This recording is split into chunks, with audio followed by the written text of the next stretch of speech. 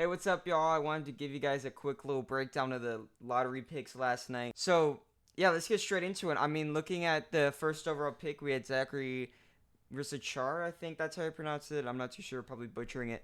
But anyway, so he's a 6'8" forward from France. So, just like Victor Wembanyama last year, we see another guy from France go number one overall. And so, basically, what you guys should know about him is he's a pretty solid shooter. He shot 39% on his threes and 46% from the field. He was also 70% from the line, I believe. But he wasn't a very good playmaker. He didn't average many assists, and his lateral quickness isn't there yet. He's kind of a little bit slow right now. So my projection for him is I think that he's going to end up being a pretty good player long term. I think he's going to be like not like a the recent number one picks we've seen like Victor Wembanyama or Zion to where like there's superstar potential. I think he's more gonna be like a very good role player, and like not to knock it. I don't like not like a role player as in like Contavious Caldwell-Pope. Like I think he could end up being someone like a Michael Porter Jr. maybe. Like just like a very solid number three option on a championship roster.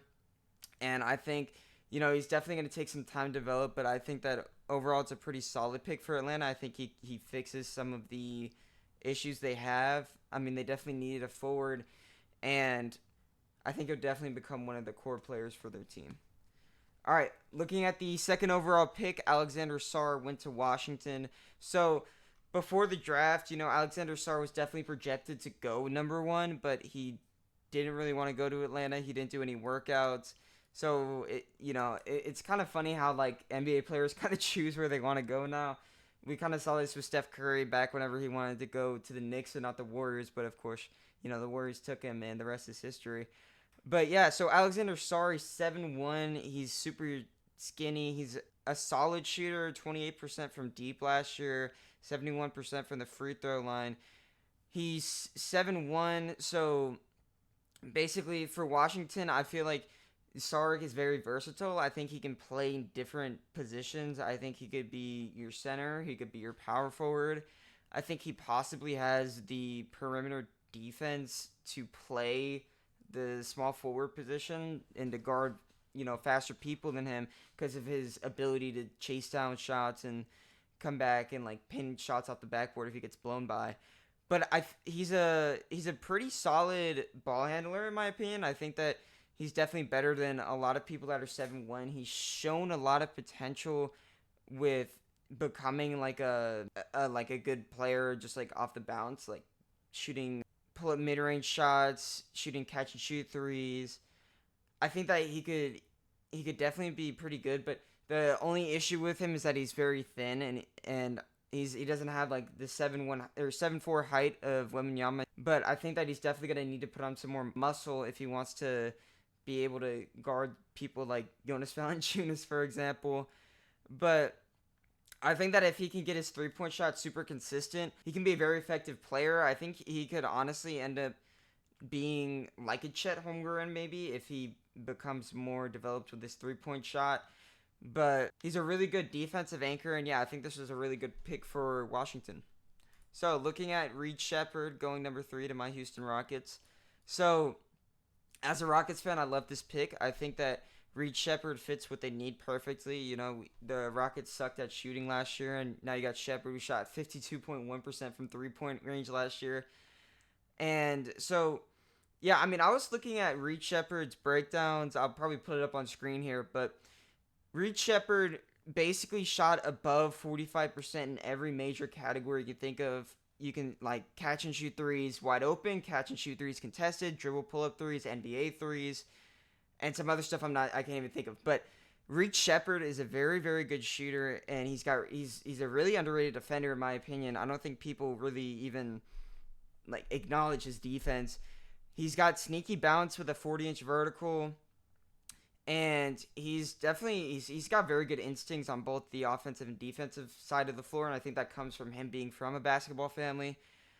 But I think that he needs to definitely become a little bit bigger, like muscle wise, before he can become a really really effective player. but I think that he can be a really, really good 3 and D guy for the Rockets, which is really what they needed.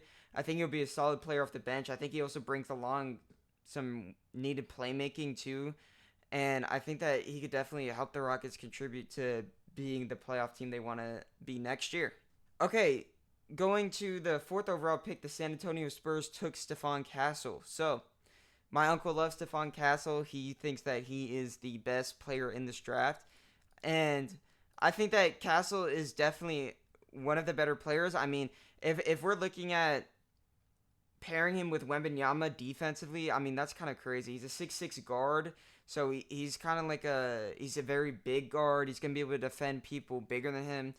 The only reason why I didn't want to draft him for the Rockets was because he shot 27% from three in college.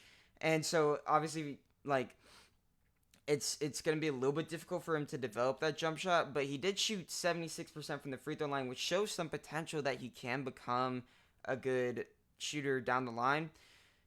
But yeah, I mean, if he can develop a 3-point shot, then he's gonna be a really, really good player. He's got the playmaking, he's got the physicality, he's got the finishing, he's got the defense, which I think is very, very important.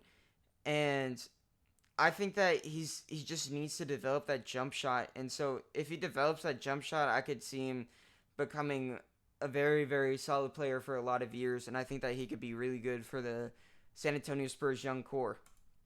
Looking at the fifth pick, Ron Holland, definitely, in my opinion, the most athletic prospect of the draft. He's got a lot of question marks around him, though. I think he's a very boomer bust type player. So he was, I believe, one of the top prospects coming out of his high school. I think he might have been number one, or he was number two. So he's 6'8". His jumper his form is pretty smooth, but he shot 24% from the 3-point line.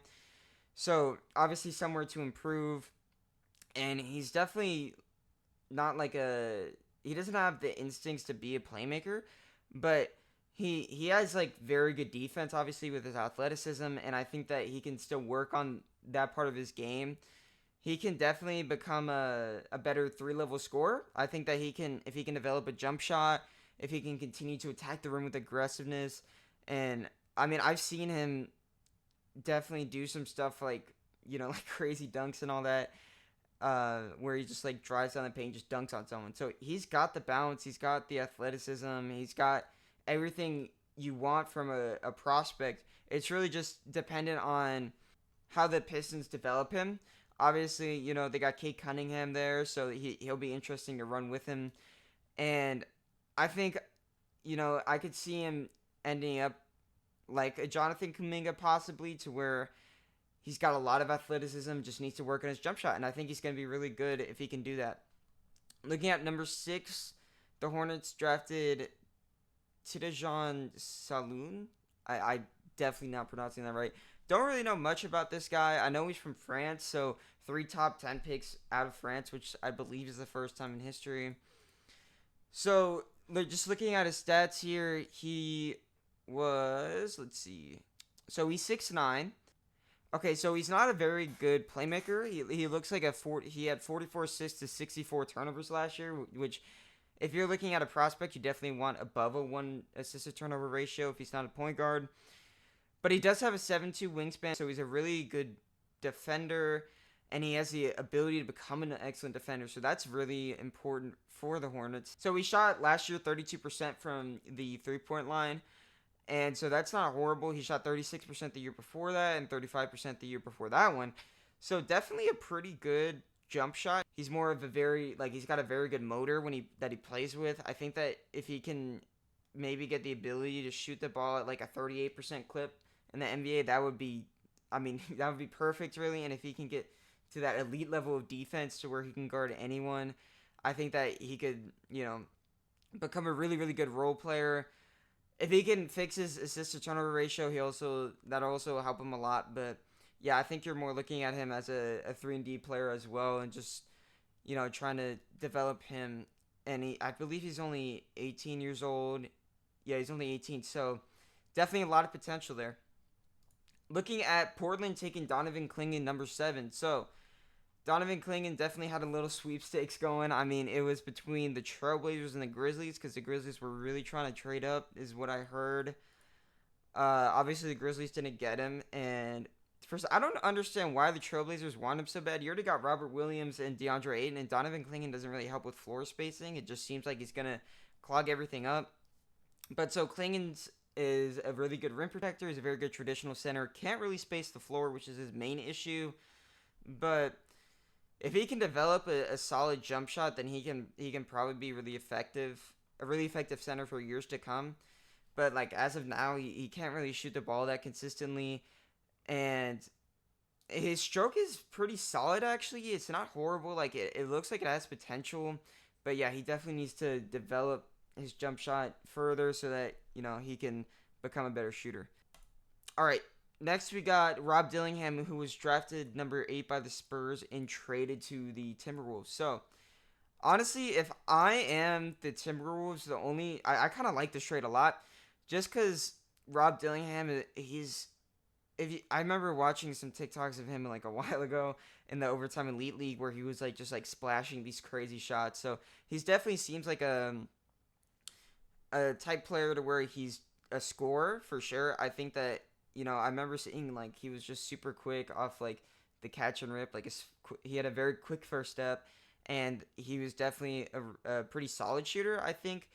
I didn't see much playmaking out of him though. I remember the Kentucky game where they lost. He wasn't really playmaking that much. So also Rob Dillingham looks pretty small here. He looks like or it says he's 164 pounds at 6'1", which like if you got someone like you're trying to guard someone like Drew Holiday, that's definitely going to be a challenge. He's probably going to get post up a lot, but I mean he's not even 20 yet, so he's definitely got a lot of potential there to develop muscle.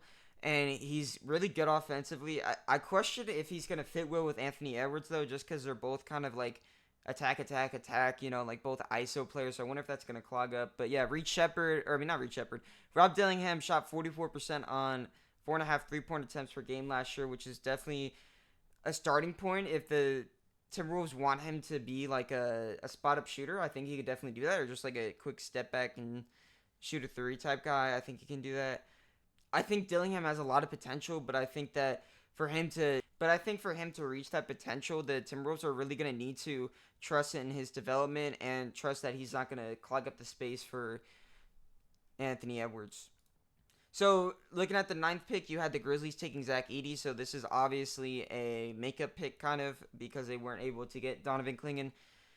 But yeah, Zach Edey, 7'4", 229. He's another one of those traditional big men. I do think that he shot pretty well in the draft combine though, so he did shoot 71% from the free throw line, so he's definitely got the potential possibly to shoot. I think that he's 21 years old, so definitely a little older. He's gonna be a good screener for sure, so definitely look out for him screening someone like Ja Morant. And honestly, I think that he could start immediately because they're gonna end up sliding Jaren Jackson to the 4. I don't think he can be a 5-man in this league. And so their defense is actually going to be really good. I mean, I think they're going to be able to gobble up a lot of rebounds. They're going to be a really, really big team. And if Edey can just stay dominant in the paint, I mean, you got Jaren Jackson who can space the floor. So that might actually work out pretty well. And if Edey can develop a 30% 3-point shooting, I think that's definitely achievable, and it's not really asking for too much. And I think if he can do that, then the Grizzlies will be in a really, really good place. All right, looking at Cody Williams, brother of Jalen Williams from the Oklahoma City Thunder. I feel like this is just crazy that, like, you and your brother are both in the league. I don't know. It's, like, super hard to get in the NBA, obviously. But Cody Williams is the first player out of Colorado taken in the first round. He is a 6'7" athletic wing. He's pretty lengthy. He doesn't have the level of athleticism as someone like Ron Holland. He's still pretty solid at like pushing the ball in transition, and he can definitely take people one-on-one, especially if they're slower. And I think that he makes the right read, so that just shows like his instincts are pretty good. He shot 42% from the 3-point line, but only on 41 attempts, and he was 71% from the charity stripe. So I think that he can be a good shooter. I think if the Jazz want him to, they can definitely develop him into a 3D type player. I think that he could, like, his ceiling maybe like could be like someone like a Pascal Siakam, and I think that that would be really good. I think that his defense is pretty good. So yeah, I think Cody Williams really fits the 3 and D type role that a lot of NBA teams are really looking for to be contenders, and I think that he could help the Jazz a lot. I think that he's a little thin, so if he could get some more muscle, that definitely help. He's only 178 at 6'7", so yeah. But I mean, I think this is a pretty good pick for the Jazz. I think that you know, especially because his brother is already such a good scorer and a good player in the NBA. He's got some mentorship, but he's also made some noise for himself, and I think that the Jazz made the right pick here overall. All right, y'all, but that wraps up this video. Thank you guys for checking it out. I'm going to leave all my links in description below again. Make sure to check those out. And yeah, I'll see you guys in the next video.